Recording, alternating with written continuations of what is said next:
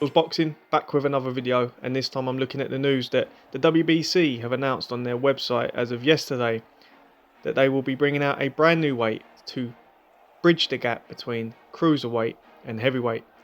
So the news had been pretty much known for a while that they had been speaking about this. The rumours were there and it looked like it was going to come to fruition, and yesterday they announced it in full on their website. Mauricio Sulaiman, the son of Jose Sulaiman, came with a quite long-winded explanation as to why the WBC were going to do this and make this move. Now, I'm going to give you my thoughts at the end of this, but I'm just going to take you through the article on the website, which addresses basically the reasoning behind it.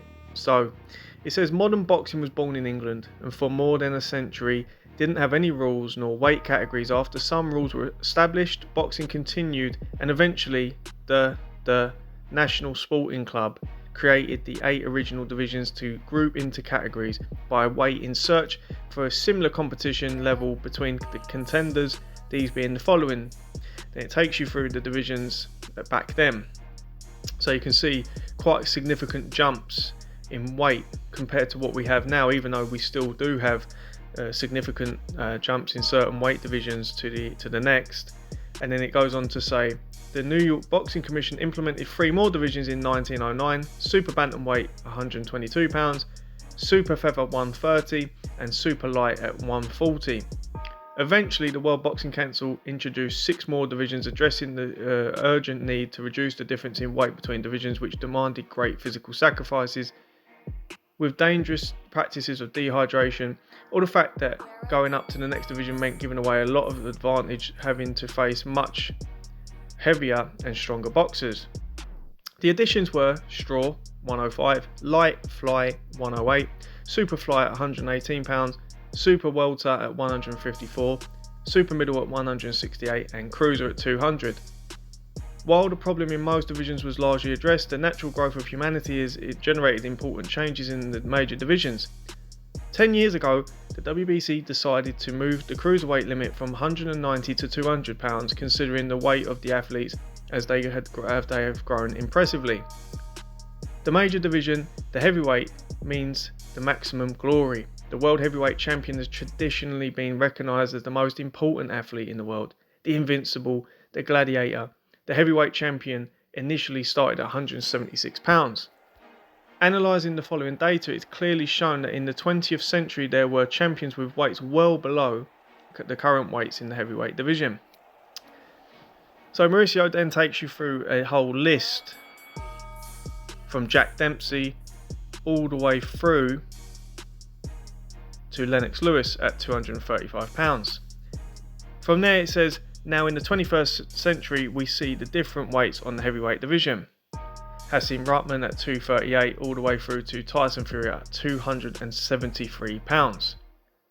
We have decided to create a new division called Bridger, as it is the necessary bridge to serve the large number of boxers who were between 200 and 224 pounds. This name is inspired by that hero of humanity, that 6-year-old boy who was during the pandemic heroically saved the 4-year-old sister from the attack by a wild dog. Yes, this new weight division is inspired by Bridger Walker. Did you know that in 1908 the heavyweight champion was Tommy Burns, who weighed 168 pounds? Today he would have been a super middleweight. Lost his title to the so-called Galveston Giant, the legendary Jack Johnson, who weighed 192 pounds. Currently he would have been a cruiserweight. Today's anecdote, my dad travelled to Germany to be present in the title defence of the great champion Vitaly Klitschko against Syrian Manuel Shah. At the weigh-in ceremony, a situation arose when these two giants interchanged some heated words. Don Jose, with his moral authority, got between the two and told them, "Calm down, you are an example for the youth and must understand this responsibility." Klitschko and Shah immediately shook hands, hugged each other and proceeded to present their weigh-in. The photograph of these two giants with my father between them gave us many moments of happiness as a family. The WBC has added the Bridgerweight to official rankings and will contact through the month of November boxers who compete in the heavyweight and cruiserweight division to confirm in which category they wish to be listed. However, there will be a 6-month grace period to handle correctly each situation, and any fighter listed in Bridgerweight may compete in the heavyweight division. And that is the end. I understand that the feedback hasn't been great from the public, and fight fans are not happy with this because they're not happy with the WBC. They're not happy with the amount of belts. They feel like the WBC has been and is doing the sport a disservice with the amount of belts that they have. But we know why they're doing it. Sanctioning fees. You know, it's a business. It's big business for them. And if they can keep pushing belts out and people are stupid enough to pay sanctioning fees, they're going to do it. And they're going to make money off of it. And do I believe this is something that's just been done to create a sanctioning fee? Look, it's another title, so it's another form of income for them. However, I do support this weight division. The reason why I do is because having watched boxing since very, very early on in my 32 years of life, I've watched heavyweights evolve from the likes of Lennox Lewis and these people like Frank Bruno to these modern day giants. And now I look and I think they're super heavyweights. These guys are super heavyweights. And when people talk about the modern day heavyweight compared to the heavyweights of yesteryear, they are very, very much underestimating the size difference between heavyweights of yesteryear to the heavyweights of this era. You're talking about strength and conditioning. You're talking about things where these guys are physically now stronger. And listen, we know that there's performance enhancing drugs in this sport. It's rife. But what I do care about is the safety of our fighters. And when I see fighters going into a ring and giving away 30 to 40 pounds of weight, it concerns me. Because if you've ever been hit by a bigger man, you'll know how hard that is to take, let alone be taking those with 10-ounce gloves on in a 12-round fight against a world-class fighter / athlete. It's dangerous. It's not to say that these smaller men can't compete, but the difficulties and the risks that they're having to take are far greater than the lower divisions in the lighter weight classes, who are not having to jump up and fight men of that with that much weight advantage. See, people complain when Canelo or Teofimo Lopez or these fighters are rehydrating overnight from 160 to 175 to 180 pounds. People don't like that, but yet people expect these guys who are 6'2", 210 pounds to be competing with 250 pound fighters who are 6'6". It's not to say they can't. You look at Michael Hunter, you look at these people, they can compete. But the fact of the matter is, and you look at Usyk, you see these guys who are coming up from cruiserweight, they can compete. And the good thing is, the WBC are saying, they're not saying that the cruiserweights can't go and campaign at heavyweight and try and risk it all. That's what it's about, daring to be great.